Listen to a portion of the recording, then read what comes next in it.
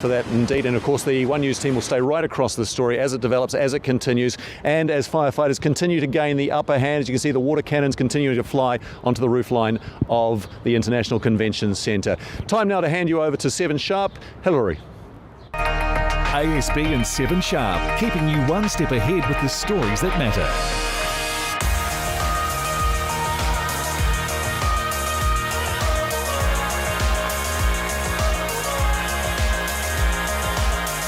Well, kia ora, good evening from our emergency broadcast centre in Auckland, which we're all using until we're allowed back into the TVNZ Studios, which were, of course, evacuated this morning.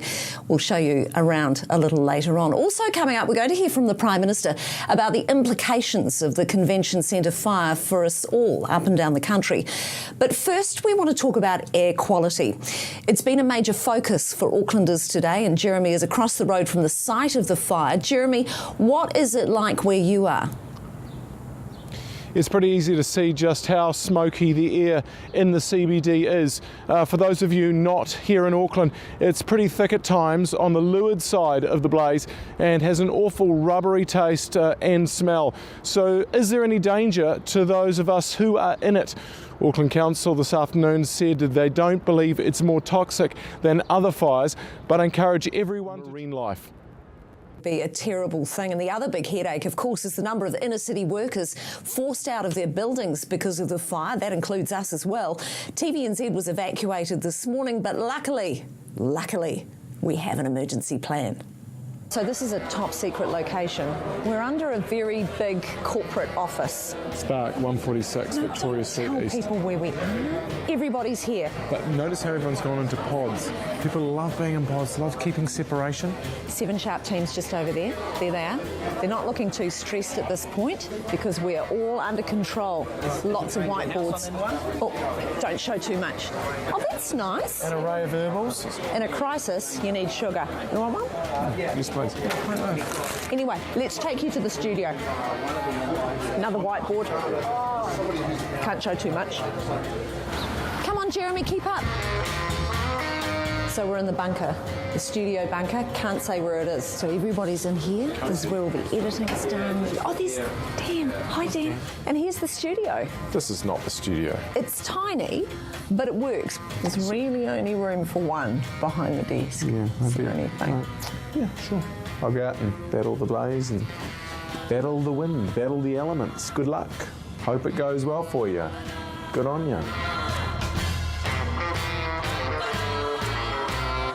Oh, poor old Jeremy. The other thing that we didn't tell you about either is that all of our TV clothes are locked up in the building. So luckily Jeremy had a suit at home, I had a top. So no complaints, please, about our outfits, because these actually are our clothes. Coming up on 7 Sharp, a change of pace as we reward a deserving couple up north with ASB Good as Gold. Plus the schools teaching kids the skills they need to tackle whatever life throws their way.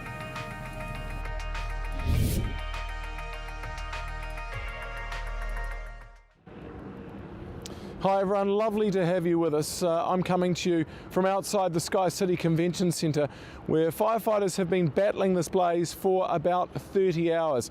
And Civil Defence is still warning people to stay out of the CBD and away from the toxic.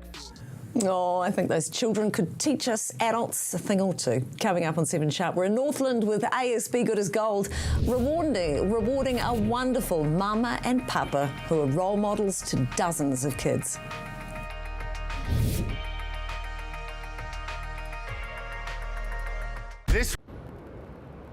Welcome back. It's lovely to have your company. We're not in the studio tonight because TVNZ's been evacuated and our bosses reckon we might not be back in there until next week at the earliest. And as you can see, I drew the short straw being out here on the street. Meanwhile, Hilary has her feet gently bubbling away, no doubt, inside a Relta foot spa.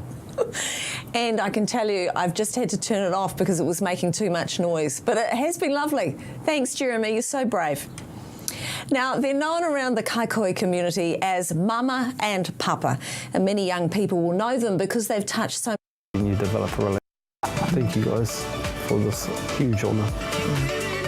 If you know a deserving New Zealander, nominate them at asbgoodasgold.co.nz. Those guys truly are great New Zealand. There's a little bit of correspondence coming in, Hilary, regarding me and my Intrepid standing here and reporting in a car park quite a long way away from the blaze. A number of people saying that it doesn't look that difficult, and it probably isn't. A number of other people saying, why are you wearing a high-vis vest? Which is also a good question. It's not like I'm sort of in there battling flames or even that close to it, so I should probably take this off. It probably does seem a bit ridiculous. You take it off. You've done a great job, and thank you for being so incredibly brave. Very, very brave. Those were our people today. That was 7 sharp tonight. We will see you tomorrow. We might be live from somewhere else. You never know. You'll have to tune in to find out. MasterChef Australia is next. I'm off to find Jeremy. Don't worry, and take him for a hot chocolate. Cheerio.